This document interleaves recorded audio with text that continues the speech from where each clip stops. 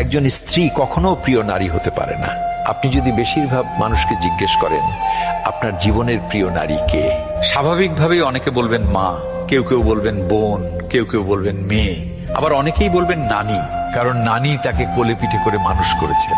কিন্তু আমি ভীষণ অবাক হই, এমন একজন মানুষও নেই যিনি বলবেন আমার জীবনের প্রিয় নারী আমার স্ত্রী। আসলে বাঙালিদের সমস্যাটা হলো স্ত্রীকে ভালোবাসি বললে মান সম্মান কমে যায়, স্ত্রীর কাছে ছোট হতে হয়, লোকে বউ পাগল বলবে, আবার অন্যান্য পুরুষের কাছে নিজের পৌরুষত্বটা একটু কমে যায়। আচ্ছা, এমন একজন পুরুষও কি নেই যার অসুস্থতার সময় তার স্ত্রী হাসপাতালের বেডের পাশে নির্ঘুম রাত কাটিয়েছে, কিংবা বাবার বাড়ির বিলাসবহুল বাড়ি ছেড়ে একসাথে জীবন যুদ্ধটা করবে বলে অল্প বেতনের ছেলেটার হাত ধরে বাড়ি ছেড়েছে? শ্বশুর বাড়ির ঝাল তরকারি খেতে না পারলেও বাবার বাড়ি থেকে ফোন এলে ঠিকই বলেছে আমি খুব ভালো আছি।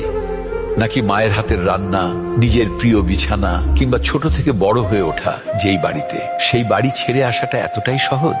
তাই একজন বউ কখনো প্রিয় নারী হতে পারে না, তার সেই যোগ্যতাই নেই।